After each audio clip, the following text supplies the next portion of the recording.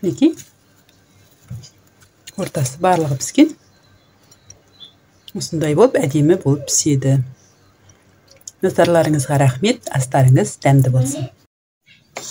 Бұнды мен електен өткізіп алдым. Қазір қайнаған ыстық су құямын. Май құямын. Мен суға тұз салған жоқпын. Себебі менің майым тұзды. Сіздер өздеріңіз тұз салып жіберіңіздер. Су ыстық болғандықтан бірінші араластырып алайын. Сосын қамырды қолмен илеймін. Бұл ыстық суға иленген қамырдың бір ерекшелігі, ысқанда қазір үзілмейді, сосын жібек сияқты созылып тұрады. Бұл қамырдан чебуреки дайындайтын боламыз. Целлофан қалтаға немесе тамаққа арналған, тағамға арналған пленкаға орап, жарты сағатқа үйдің температурасында қоя тұрамын. Дайын болды. Жылқының фаршына шуаны турап саламын.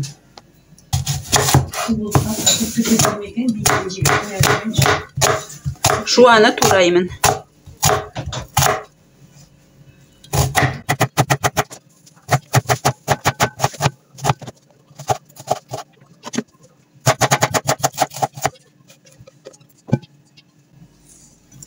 Шуаны фаршқа салдым.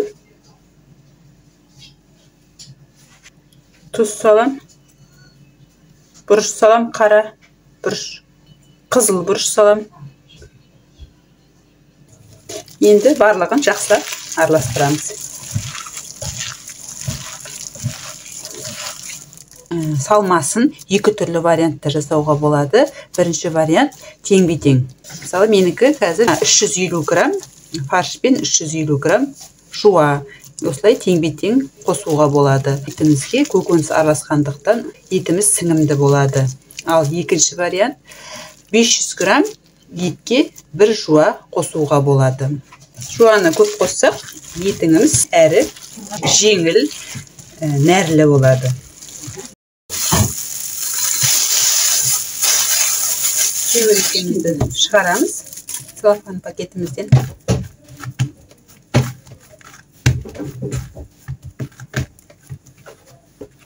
Чебурекімізді 50 граммнан бөлеміз.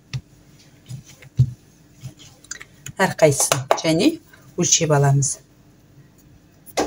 Жан жағын осылай аламыз, өстіп бөріп аламыз, осылай бөріп.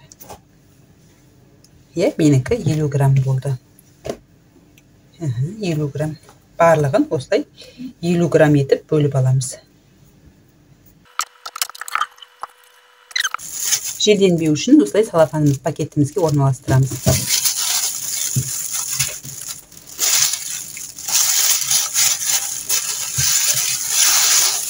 Енді біреуін алып қалып жаямын.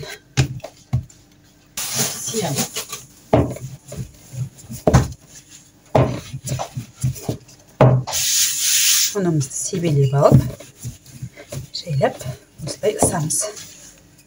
Дөңгелек қылып. Енді міне осылай ыстым. Енді етімді бір жағына орналастырамын. Себебі мен үлкендеу қылып жайдым. Себебі менің табамның көлемі 24 миллиметр.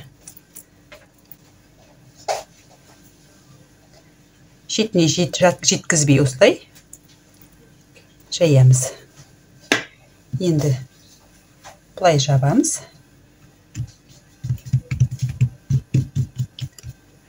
Мынаны ішіне ауа қалдырмаймыз, бетіп жайлап бетінен басып шығамыз. Егер ауа қалдыратын болсақ, қамырымыз жоғарғы көтеріліп, арасы жарылып кетуі мүмкін. Сондықтан үстінен бастырып ауа қалдырмай шығамыз.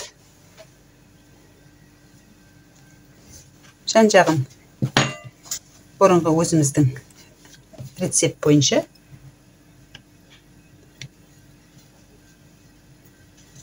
Көзіміз үйренген. Вилкамен осылай басып шығуға болады. Немесе өз қалауларыңыз бойынша басқаша жасай берсеңіздер болады.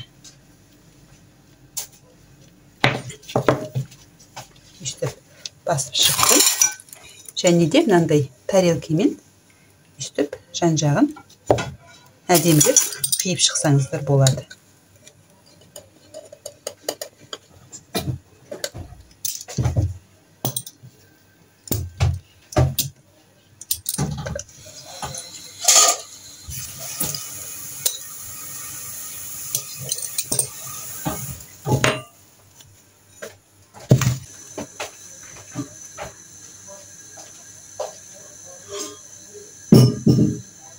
Осылай етсеңіздер, өте әдемі болып шығады.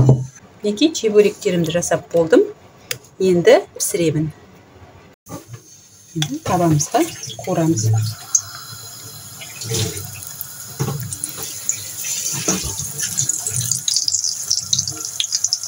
Қызған майымызға салып, үстіп қуырып аламыз.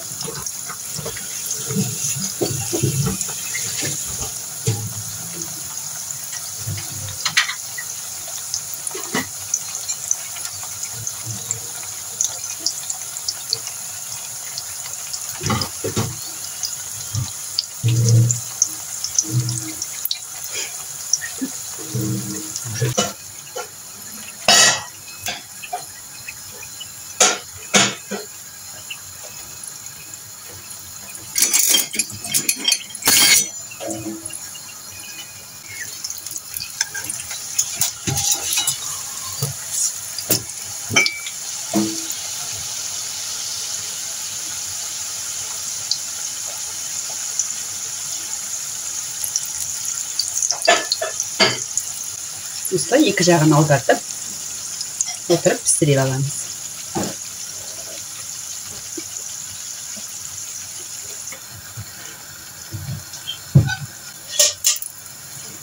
Мінекей, өстіп.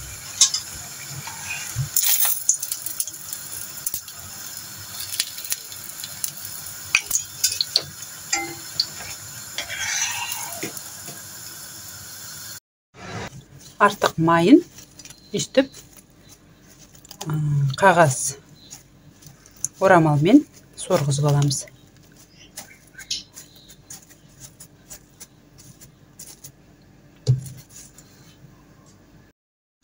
Мінекей менде осындай 8 чебурек шықты.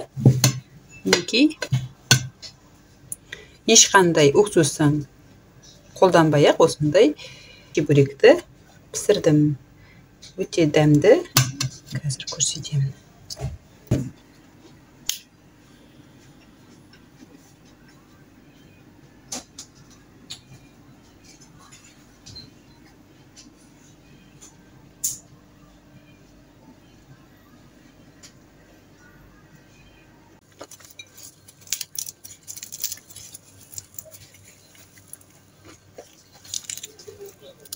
Мінекей.